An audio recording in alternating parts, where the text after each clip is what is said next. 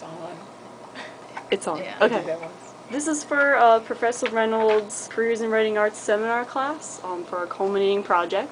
This is Professor Jahn-Clough, Lisa Jahn-Clough. She's the author of 2 young adult novels called Me, Penelope, and Country Girl, City Girl. She's also the illustrator of several picture books, including Alicia Has a Bad Day, My Friend and I, and Little Dog.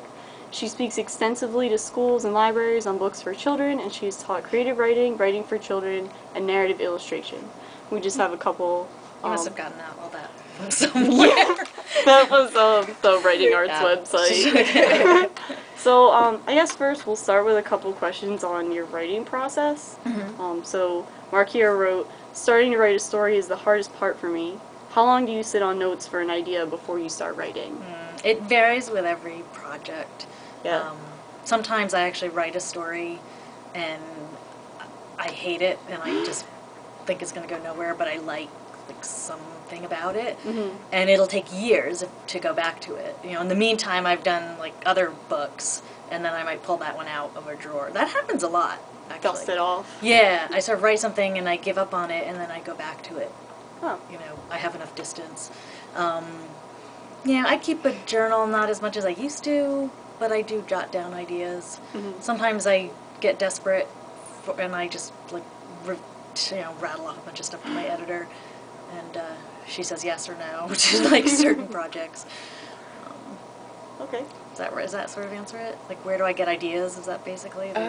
Yeah, I mean, my thing is that I have all these notes and it's like really cool in my head, but I'm afraid to start it because if I start it and it stinks, then what do I do with it? Well, so, then you just start something else, you know? Yeah, like, I feel bad giving up on something, you know, so I don't know where to draw the line between being stubborn and just moving on. Right. I mean, writing begets writing, so if you're writing something, you'll get ideas while you're writing. I think that is often a key. You're not going to get ideas if you're not writing anything. You know? Right.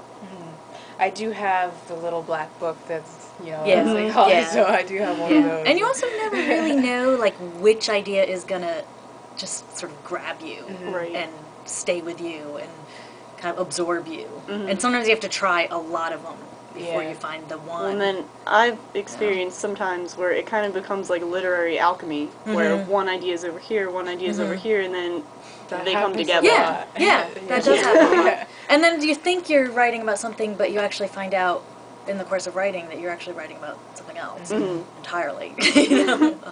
Yeah, it always morphs into something else. Yeah. Something else and something It's surprising, else. but... Yeah.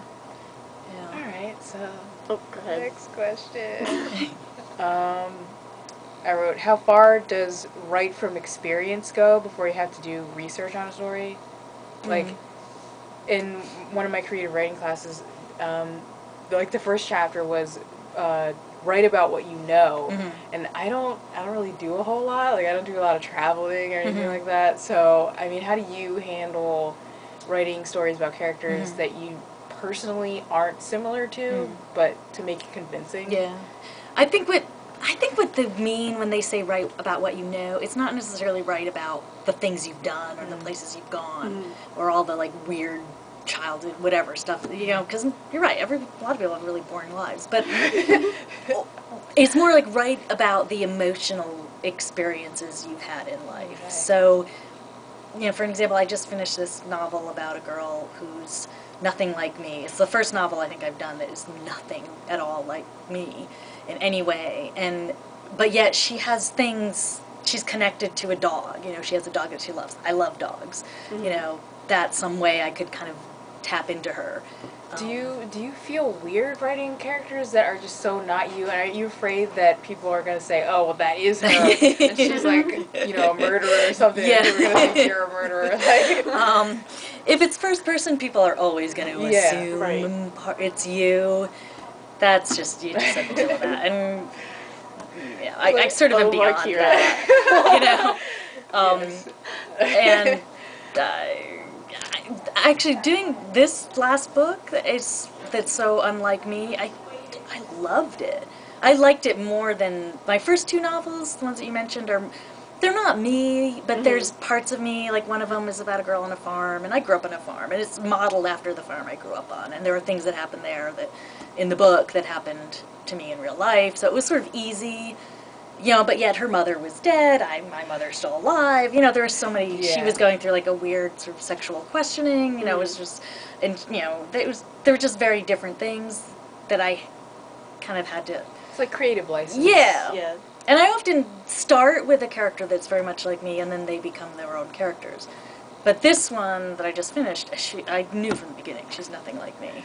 Yeah, I always worry that my characters are all too much like me and the things I've experienced, which isn't, you know, a whole lot, but like my dad passed away, so I don't want all my characters to be sad because somebody died of cancer, you know, it's just like, like it's really one note and boring, you want to like change it up a little, but... But you also observe things, and those are things that you know, and those are experiences you have, so... You know, you could be writing about something that happened to a friend of yours or an acquaintance of yours, and it's still your life. You know, it's an observation, it's a connection you have with somebody. So that is, in a sense, still writing about yourself, even though it's not actually something you've gone through. I mean, I guess that's kind of like research, too. It kind of is, You know? And then there's just other things, like, you know, I have this character in my new book who's like hops trains a lot. She sort of, you know, illegally jumps on trains. I've never done that, you know. It was, and I actually had to do research, you know. I had to, and I talked to people that had done it, and, you know. And where did you find people who hop trains? Like, where do you go? Actually, it was completely sort of serendipitous, but my husband was teaching at a school in Savannah before I came here, and he mentioned it to one of his students, or to his classroom, and one of his students said, "Oh, you know, my friend used to hop trains," and so they actually put me in touch with this person, which was kind of cool. Research comes in the most unlikely places, I guess.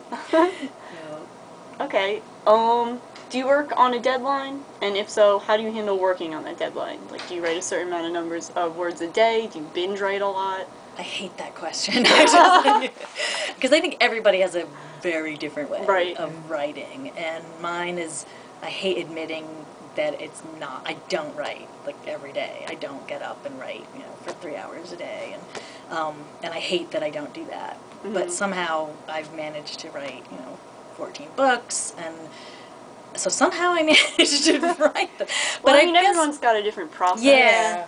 So I guess I am more of a binge writer, but I teach too, so I've sort of worked it in my just mental life that during the academic year, I don't even force myself to write new projects. I can do editing stuff. I can revise a bit. If there's a deadline, I'll do it no matter what, because I have to. But I don't plan to like start a new book during the academic year. I'll use that month, you know, and whatever, the winter holiday break, and I'll use summer as sort of precious to like work on new stuff. I see. But yeah, I work a lot when I'm writing, and if I have a deadline, I work all the time, you know, but...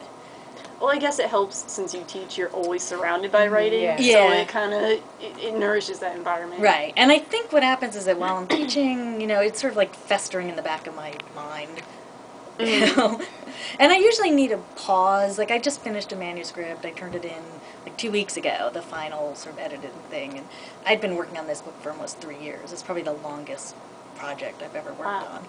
And I know I need a bit of a break. I need to, like, not pressure myself to like, suddenly know what my next book is. You know, and I usually give myself about 3 or 4 months in between books, and then I start to freak out. So 3 years for you is a long time, because I've heard other authors work on it for like years and years and years. Yeah, yeah. I mean, it's hard to know exactly how long a book takes, because sometimes, like, the idea for this book I had probably 10 years ago, parts of it, and I just never really wrote it until, you know, 3 years ago when I started it. But it was an idea that was simmering, and it was something that somebody said to me, like, randomly, and I thought, oh, that would be a cool book.